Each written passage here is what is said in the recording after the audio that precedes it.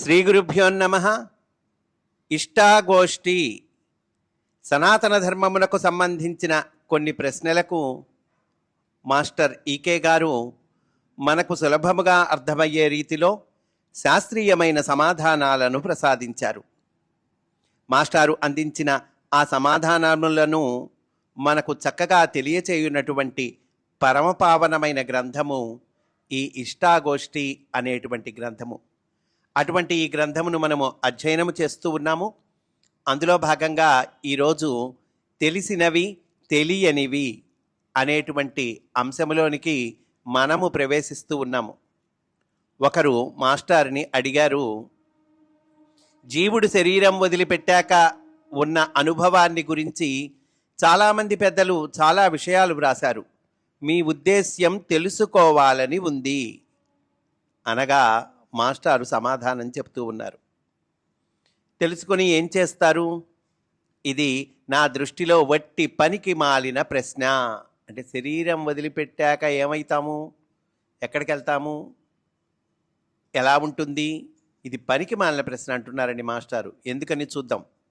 మానవుడు ఇలాంటి ప్రశ్నల్ని పుచ్చుకొని రబ్బరులాగా సాగదీస్తూ ఉండటాన్ని బట్టి ఒకటి రుజువవుతూ ఉంది. మానవుడు ఇంకా ప్రాథమిక జంతు స్థితిలో వినోదించటం అనే కక్ష్య నుండి దాటలేదేమో అని సందేహం కలుగుతుంది. సరిగ్గా చెప్పాలంటే దీన్ని గురించి ఎంత పెద్దవాళ్ళు చెప్పినా ఊహలే కదా. శరీరం దాటాక నీది అనుకునే మనస్సు ఉండదు కదా. ఈ మనస్సుతో చేసే ఊహలన్నీ కట్టుకథలే. అలాంటప్పుడు మీరు కూడా కొంత సొంతగా ఊహించుకుంటే సరిపోతుంది. దాన్నే కొంత తీయగా ఊహిస్తే ఒక పుస్తకం కూడా వ్రాయవచ్చు. అంటే మనస్సు ఉండదు కదండి. మనస్సు లేకుండా చేసే ఊహలు అవన్నీ కట్టుకథలేగా అంటున్నారు. అలాగే నువ్వు కూడా ఊహించుకో, ఇంకా బాగా తీయగా ఊహించు, ఒక పుస్తకం కూడా రాయొచ్చు అంటున్నారండి మాస్టారు. మళ్ళీ ప్రశ్నిస్తున్నారండి, మీరు ఈ విషయాన్ని ఇంత తేలిగ్గా తీసివేయటం మాకేమీ బాగులేదు. విజ్ఞానం అనేది ఏ విధంగా ఆర్జించినా విలువైనదే కదా. విషయం తెలుసుకుంటే తప్పేమిటి? తెలిసిన విషయాలు మన కర్తవ్య నిర్ణయానికి సహకరిస్తాయి కదా అని మరలా అడిగారు. అప్పుడు మాస్టర్ చెప్తున్నారు, ఇది మాత్రం ఏ విధంగానూ సహకరించదు. దేహం విడిచిన తర్వాత ఏమున్నదో ఊహించటం కన్నా దేహం విడువక ముందు ఏం చేయాలో తెలుసుకోవటం లాభదాయకం. దానివలన ఇహము పరము ఉంటుంది. ఈ దేహం ఇచ్చాడు కదండి భగవంతుడు. ఈ దేహం ఉన్నప్పుడు మనం ఈ దేహము అనే పరికరాన్ని ఎంత చక్కగా ఉపయోగించుకోగలము, ఎంత చక్కగా జీవించుకోగలము, ఇది మనం చెయ్యాల్సింది అంటున్నారండి. మళ్ళా అడిగాడు ఆయన ప్రశ్న, ఇహం సరే, పరం అనేది దేహం విడిచిన తర్వాత ఉండేది కదా. అందుకనే దేహం విడిచిన వాళ్ళని పరలోకగతుడయ్యారు అంటున్నారు. అంటే మాస్టర్ చెప్తున్నారు, అంటున్నారు నీబోటి వాళ్ళు పరలోకగతుడయ్యారు అని అంటున్నారు కదండి. అంటే అలా అంటున్నారయ్యా నీబోటి వాళ్ళు. తెలియని దానిని పరలోకం అని తపస్సు చేసినా తీరా అక్కడికి వెళ్ళాక ఏం చేయాలో ఎవరికీ తెలియడం లేదు కదా. ఇక్కడ ఉండగా ఏం చేయాలో తెలుసుకోవటానికి చక్కని మార్గాలున్నాయి. తెలుసుకుంటే సుఖపడి సుఖపడవచ్చు, సుఖపెట్టి సుఖపడవచ్చు. తెలియని దానిని గురించి ఎంతటి విజ్ఞానవేత్తలు ప్రసంగించినా ప్రయోజనం లేని ప్రయాస అవుతుంది. పైగా అది మన తెలివి తక్కువతనాన్ని సూచిస్తుంది. మొన్నటి స్కైలాబ్ను గురించిన కాకిగోల కూడా అలాంటిదే. అంటే మాస్టారు ఈ రచన చేసే నాటికి ఆ స్కైలాబు ఫలానా చోట కూలి పడిపోతుంది, ఫలానా చోట కూలి పడిపోతుంది అని ఒక రకమైన గందరగోళము జరిగిందండి ఆ రోజుల్లో. మాస్టర్ అదే అంటున్నారు, తెలియని దాన్ని గురించి ఇలా మనము రకరకాల ఊహలు చేయటము ఇది తెలివి తక్కువతనాన్ని సూచిస్తుంది. మొన్నటి స్కైలాబ్ను గురించిన కాకికోల కూడా అలాంటిదే. ఒక విషయం మాత్రం తెలుస్తోంది, దేహం ధరించిన ప్రతి జీవి దేహం వదులుతున్నాడు. ధరించింది మొదలు వదిలే వరకు ఇక్కడ ఏదో ఉన్నట్లు తెలుస్తోంది. ఉన్నది ఏదో చూసే తరహాని బట్టి కొంతకంత తెలుస్తోంది. పుట్టడానికి ముందు సంగతి తెలియటం లేదు, పోయిన తరువాత సంగతి తెలిసింది అనుకున్నా నిజం తెలియటం లేదు. మనం పుట్టడానికి ముందు ఏంటి తెలియట్లేదండి. పోయిన తర్వాత ఏమవుతాము నిజానికి అది కూడా తెలియట్లా. కాబట్టి దేహం తల్లి గర్భంలో నిర్మాణం కావటానికి కావలసిన సామగ్రి కొన్ని శక్తులు, కొన్ని ప్రజ్ఞలు ప్రకృతిలో ఎప్పుడూ ఉన్నట్లు మాత్రం తెలుస్తూ ఉంది. అవి సక్రమంగా కలిసిన చోటల్లా మన దేహం ధరించినట్లు తెలుస్తోంది. ఇక్కడ చాలా ఇంపార్టెంట్ పాయింట్ ఏంటంటేనండి, ఇవి కలవాలండి. ఏవి కలవాలి? కొన్ని శక్తులు, కొన్ని ప్రజ్ఞలు ఇవి కలిస్తే తల్లి గర్భంలో నిర్మాణం కావటానికి కావలసిన సామగ్రి ఇవి కలిస్తే దేహం ధరించినట్లు మనకి తెలుస్తోంది అంటున్నారు. కలిసినవి సక్రమంగా ఉన్నంతసేపు దేహం ఉంటుంది. అలా సక్రమంగా ఉండటానికి కావలసిన తెలివితేటలు కూడా మనలో నుండి మనకు సప్లై చేయబడుతూ ఉన్నాయి. వాటిని ఉపయోగించే ఆధిపత్యం కూడా పుట్టిన వెనుక మనకి ఆస్తిలాగా సంక్రమిస్తూ ఉన్నది.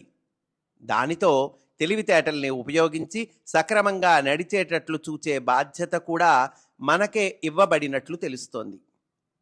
ఇన్ని ఉన్నా సక్రమంగా వినియోగించినా మళ్ళీ ఈ సామగ్రి కలుసుకొని మనం పుట్టటం, విడిపోయి మనం పోవటం తప్పనిసరి అవుతూ ఉన్నది. పుట్టడం ఎలా జరుగుతోందండి? ఈ సామగ్రి కలుసుకొని మనం పుట్టడం జరుగుతోంది అంటున్నారు. ఏ సామగ్రి అండి? ప్రకృతిలో ఉన్న కొన్ని శక్తులు, ప్రజ్ఞలు. ఇవి కలుసుకొని మనం పుట్టడం జరుగుతోంది. ఇవి విడిపోయి మనం పోవటం తప్పనిసరి అవుతుంది. ఇది ఇంపార్టెంట్ పాయింట్ అండి. ఈ తప్పనిసరినే మనం కాలమని, వయస్సు అని పిలుస్తున్నాము. ఇంతకన్నా తెలియవలసింది ఏముంది? తెలిసిన దానిని వినియోగించటం మాని తెలియని దానిని గురించి ఊహించుకోవటం ఎందుకు అంటున్నారు మాస్టర్. మళ్ళా ప్రశ్న అడిగారండి. మనకి అనేక జన్మలున్నాయని పెద్దలు చెబుతున్నారు. పూర్వజన్మలో మనమేమిటో ఎవరమో తెలిస్తే మన కర్తవ్యాన్ని చక్కదిద్దుకోవచ్చు కదా అని అడిగారు. అంటే పూర్వజన్మ, మన గత జన్మ, అందులో మనం ఏమిటి ఇది తెలిస్తే మనం మన కర్తవ్యాన్ని జాగ్రత్తగా చూసుకోవచ్చు కదా అంటున్నారు. దానికి మాస్టర్ చెప్తున్నారు, భవిష్యత్తులో నుండి ఒక్క మాటుగా భూతం మీదికి ఎగిరి దూకుతున్నావు. అంటే పూర్వజన్మల గురించి తెలుసుకోవటం అంటే ఏంటండి? ఒక భూతం మీదికి ఎగిరి దూకటం. దేహం విడిచిన తర్వాత ఉండేది భవిష్యత్తు, పూర్వజన్మలో ఉండేది భూతం. ఇంతకు ఈ రెండింటిలో దేన్ని తెలుసుకున్నా ప్రస్తుతం జీవితాన్ని చక్కదిద్దుకోవచ్చు అని భావించేవాడు సోమరిపోతూ. ఇది చాలా జాగ్రత్తగా అన్వయించుకోవాలండి. మన పూర్వజన్మ ఏమిటి, లేదా మనం పోయిన తర్వాత ఏమవుతాము, ఈ రెండు తెలుసుకొని తద్వారా ఇప్పుడున్న జీవితాన్ని చక్కదిద్దుకోవచ్చు అని భావించేవాడు ఎవరండి? వాడు సోమరిపోతూ, లేజీ ఫెలో అంటున్నారు. నీతిగా ధర్మంగా ప్రవర్తించటానికి పూర్వజన్మ జ్ఞానం కానీ, రాబోయే జీవితంలో స్వర్గ నరకాలు కానీ ఏ విధంగానూ ఉపయోగించవు. భయంతో ఎవడు ధర్మంగా నీతిగా ప్రవర్తిద్దాము అని అనుకోడు. అంటే భయంతో అంటే భయం వల్ల ఈ ధర్మంగా నీతిగా ప్రవర్తిద్దాం అని అనుకోటండి. ఒకవేళ అలా ప్రవర్తించటం అంటూ ఉంటే ఇహలోకంలోనే ఎవడన్నా తంతాడేమోనని భయం ఒక్కటే కొంతవరకు పనిచేస్తుంది. అంటే ఈ లోకంలో ఉన్న భయం ఉంటుందే, ఎవడన్నా వచ్చి కొడతాడేమో, దొంగతనం చేస్తే, ఇది కొంతవరకు పనిచేస్తుందయ్యా. అంతేగాని పూర్వజన్మ జ్ఞానమో లేకపోతే శరీరం వదిలిన తర్వాత ఏమవుతామో అనేటువంటి ఆ విషయాన్ని తెలుసుకోవటమో అదేం పనిచేయదంటున్నారు. అంతేగాని నరకానికి పోతామేమో అనే భయం వల్ల ఎవడూ మంచిగా మారడు. ఇంతకీ ఒక దృష్టాంతం చెబుతాను విను. ఒక ఎగ్జాంపుల్ చెప్తున్నారండి మాస్టారు, చాలా జాగ్రత్తగా వినాలి. ఒక వర్క్షాపులో ఉన్న శీలలు, మేకులు బిగించి రేకులు, పీచు, మైనము, గుడ్డ ఉపయోగిస్తే ఒక మోటారు కారు తయారవుతుంది. అంటే సింపుల్గా చెప్పుకుందామండి, కొన్ని వస్తువుల్ని అసెంబుల్ చేస్తే ఒక మోటార్ కారు తయారవుతుంది కదండి. పెట్రోలు, ఆయిలు పోస్తే కదలటానికి పనికి వస్తుంది. డ్రైవింగ్ నేర్చుకుంటే అందులో కూర్చొని కారు నడపవచ్చు. ఇంతవరకు బాగానే ఉంది. అలాంటిది దేహం ధరించటం. ఈ కారు తయారైంది, పెట్రోల్ పోసాము, డ్రైవింగ్ సీట్లో కూర్చున్నాము అంటే ఏంటండి? డ్రైవింగ్ నేర్చుకున్నాము, సీట్లో కూర్చున్నాము, కారు నడపటానికి ఇప్పుడు మనకి అవకాశం ఉంది. అలాంటిదే దేహం ధరించటము, కారే అని అనుకోండి. ఉదాహరణకి పాడైపోకుండా కారును సర్వీసింగు చేసి ప్రయాణీకులకి ఉపయోగించటం లాంటిదే జీవితం. జీవితం అంటే ఏంటండి? ఒక కార్ని చక్కగా ఎలా అయితే ప్రయాణికులకు ఉపయోగిస్తున్నామో నీ శరీరాన్ని కూడా అట్లాగే చక్కగా నలుగురి ప్రయోజనానికి ఉపయోగించటం. కారు పాతది అయిపోయాక నట్లు బోల్టులు అన్నీ విడదీసి పడేస్తే తుప్పు పట్టి మట్టిలో కలిసిపోతాయి. బాగా శిథిలమైపోయింది కారు అనుకుందాం అనుకోండి. అన్నిటినీ విడదీసి పడేసాం, తుప్పు పట్టి మట్టిలో కలిసిపోతాయి. అలాంటిదే దేహం విడవటం. కారువాడు కారులోని భాగాలన్నిటితో కలిసిపోయి మళ్ళీ అన్నింటినీ కూడదీసుకొని లేచి నుంచోవటం సాధ్యమైతే ఎలా ఉంటుందో ఊహించు. ఈ కారు శిథిలమైపోయిందండి, అన్ని బోల్టులు నట్లు అన్నీ ఊడదీసి పడేశాము.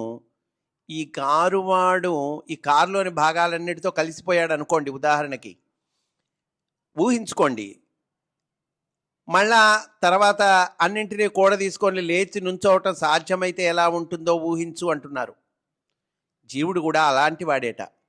దేహం వదిలాక అతడు కూడా అన్నింటిలో కలిసిపోయి ఉంటాడు, కానీ వేరే ఉండడు. వాడెప్పుడు ఉండేవాడే. ఈ జీవుడు ఎవరండి? ఎప్పుడు ఉండేవాడే. అదే కదండి మనకి భగవద్గీతలో కూడా చెప్తూ ఉన్నారు కదా, ఆత్మకి చావు లేదు అది ఇది అని చెప్పారు కదండి. కనుక వాడెప్పుడు ఉండేవాడే. అంటే పాంచభౌతికమైనటువంటి దేహము పంచభూతాల్లో కలిసిపోతుంది. వాడితో ఉన్న పంచభూతాలు మొదలైన సామగ్రి వాడి అందే ఉంటుంది. వాడు వాటితో ఒక చోటలేస్తే జన్మించటం అవుతుంది. ఈ పంచభూతాలతో కలిసి ఒక చోటలేస్తే ఏమవుతుంది? జన్మించటం అవుతుంది. వాడు వాటిని విడదీసి వాటిలో కలిసిపోయి ఉంటే దేహం విడవటం అవుతుంది. అంతే. ఈ వాక్యాల్ని మరలా చదువుకొని మనం ధ్యానించాలండి. అప్పుడు కానీ మన కాన్సెప్ట్ అర్థం అవ్వదు. ఇదిగాక జీవుడు వేరుగా దేహం విడిచాక ఉట్టికట్టుకొని ఊరేగుతాడు అనేది చక్కని కవిత్వ కల్పన వంటిది. అంటే అసలు సత్యం ఏంటో మన మాస్టర్ మనకి చెప్పారు. ఇది కాకుండా జీవుడు దేహం విడిచాక మళ్ళీ ఏదో ఎక్కడికో వెళ్తాడు, ఉట్టికట్టుకొని ఊరేగుతాడు, ఇవన్నీ కూడా చక్కని కవిత్వ కల్పన వంటిది అంటున్నారు. అలా ఉండదు అనుకుంటే గుండె పగులుతుందేమోనని ఉంటాడు అనుకోవటం ఒక శుభ్రమైన మార్గంగా నమ్మబడుతూ ఉన్నది. అలా అయితే మళ్ళీ అడిగారండి ప్రశ్న. అలా అయితే బ్రతికి ఉండగా ఎలాంటి అన్యాయాలు చేసినా పర్వాలేదు అనే సిద్ధాంతానికి రావచ్చు కదా. ఇక న్యాయం ధర్మం ఎందుకు? చూడండి, ఇది కూడా చాలా మంచి ప్రశ్న. మాస్టారు సమాధానం చెప్తూ ఉన్నారు. న్యాయం ధర్మం సుఖంగా బ్రతకటానికి కానీ చచ్చిన తర్వాత ఉపయోగించటానికి కాదు. అంటే మనం ఏమనుకుంటున్నాం, న్యాయం ధర్మం చచ్చిన తర్వాత మనం స్వర్గం వెళ్ళటానికి అని అనుకుంటే పొరపాటండి. కాదు, మనం సుఖంగా బ్రతకటానికి న్యాయం ధర్మం ఎందుకు పాటించాలి, ఎందుకు ఆచరించాలి? మనం సుఖంగా బ్రతకటము కోసము. తద్వారా సుఖం వస్తుంది మనకి. ఆ రెండింటినీ పాటించటం ద్వారా ఈ లోకంలోనే సుఖం వస్తుంది. సుఖంగా బ్రతకటానికి కానీ చచ్చిన తర్వాత ఉపయోగించటానికి కాదు. వాటి మీద నమ్మకం కలగటం అతని అప్పటి స్వభావం మీద ఆధారపడి ఉంటుంది, కానీ భవిష్యత్తును గూర్చిన ఊహల మీద ఆధారపడి ఉండదు. సరి అయిన జీవిత సాధన అర్థమైన వాడికి న్యాయం ధర్మం నచ్చుతాయి గనుక ఆచరిస్తారే గాని భవిష్యత్తులోని ఆశలు అల్లుకొని ఎవడు ఆచరించడు. కనుక ఈ న్యాయం ధర్మం ఎవరు ఆచరిస్తారండి? సరి అయిన జీవిత సాధన అర్థమైన వాడికి. జీవిత సాధన ఏమిటి? అసలు నిజమైన జీవిత సాధన ఏమిటి? ఇది అర్థమైన వాడికి ఇవి నచ్చుతాయి, లేని వాడికి నచ్చవు. భవిష్యత్తులో ఆశలు అల్లుకొని వాటి ఊహలు, వాటి ద్వారా ఇవి ఆచరించడం ఉండదంటున్నారు. ఆచరించడానికి ఇంకా కొంత అభ్యంతరం ఉన్న స్థితిలోనే తన మీద తనకి విశ్వాసం కలుగక మానవుడు ఇలాంటి కారణాలని కల్పించుకొనటానికి యత్నం చేస్తాడు. అయితే మళ్ళీ ప్రశ్నించారండి. అలా అయితే కారణజన్ములు అవతారమూర్తులు ఎలా పుడుతున్నారు? పూర్వజన్మ పుణ్యం లేకపోతే పుణ్యాత్ములు ఎలా పుడతారు అంటే మాస్టర్ చెప్తూ ఉన్నారు. నీ థీరీ ప్రకారం కూడా అవతారమూర్తులకి పూర్వజన్మ పుణ్యం అక్కరలేదు. అందరూ ఉపయోగించుకున్న నీళ్లు కాలువల్లో నదుల్లో కలిసి భూమిలోకి ఇంకి సముద్రంలో ఉన్న నీళ్లలో కూడా పోయి ఈ భూమి మీద ఉన్న మహాజలంలో చేరుతాయి. అంటే అందరూ ఉపయోగించుకున్న నీళ్లు అటు వెళ్ళి ఇటు వెళ్ళి మళ్ళీ ఎక్కడికి చేరుతాయి? ఈ భూమి మీద ఉన్న మహాజలంలో చేరుతాయి. ఆ జలాలు మళ్ళీ మొబ్బులు కట్టి దిగివచ్చి మళ్ళీ మనకు ఉపయోగిస్తాయి. అంతే కదండి. ఆ సముద్రపు నీటిని మళ్ళీ సూర్యుడు ఆకర్షించి మేఘాలలో నిక్షిప్తం చేస్తాడు. ఆ మేఘాల నుండి మళ్ళీ మనకు వర్షాలు వస్తాయి కదండి. కానీ మనలో నుండి వెళ్ళిన నీళ్ల చుక్కలే మన మీద వర్షంగా పడతాయి అనుకోవడం వెర్రి. మనలో నుండి వెళ్ళిన నీళ్లే మళ్ళీ మన మీద పడతాయా? కాదుగా. నీళ్లలో నీళ్లు కలిశాక ఎలా తేడా ఉండదో వర్షం కురిస్తే నీళ్లకు కూడా తేడా ఉండదు. అలా తేడా లేని స్థితిలో నుండి దిగి వచ్చే వాళ్లే అవతారమూర్తులు. అంటే అంత కలిసిపోతుంది, ఇక తేడా ఉండదన్నమాట. అలాంటి స్థితి నుండి దిగి వచ్చేవాళ్లే అవతారమూర్తులు. ఇక మిగిలిన పుణ్యపురుషులు అంతకుముందు దేహాలు వదిలిన పుణ్యపురుషుల స్వభావాలు అలవాటుగా ఏర్పడి దిగి వస్తారు. మిగిలిన పురుషులు ఎలా వస్తారండి? అంతకుముందు దేహాలు వదిలిన పుణ్యపురుషులు ఉన్నారు కదా, వాళ్ళ స్వభావాలు అలవాటుగా ఏర్పడతాయి. అట్లా ఏర్పడి వీళ్ళు దిగి వస్తారు. అది భూమికి సంబంధించిన అలవాటే కానీ వ్యక్తి అలవాటు వేరుగా మిగిలి కూడా రాదు.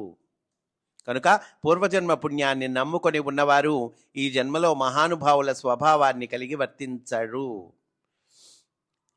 ఏ మహానుభావుడు పుట్టినా ఇదివరకు భూమి మీద సజ్జనులు పుట్టిన సంస్కార బలం చేతనే పుడతాడు అని అంటూ మనకి చక్కగా తెలియచేశారండి. ఈ పూర్వజన్మ గురించిన కుతూహలం కానీ, చనిపోయిన తర్వాత మనము ఏమి అవుతాము అనేటువంటి కుతూహలం, ఈ రెండు అక్కర్లేదయ్యా.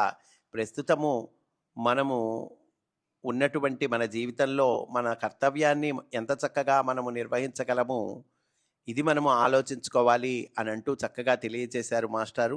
స్వస్తి వాసుదేవ.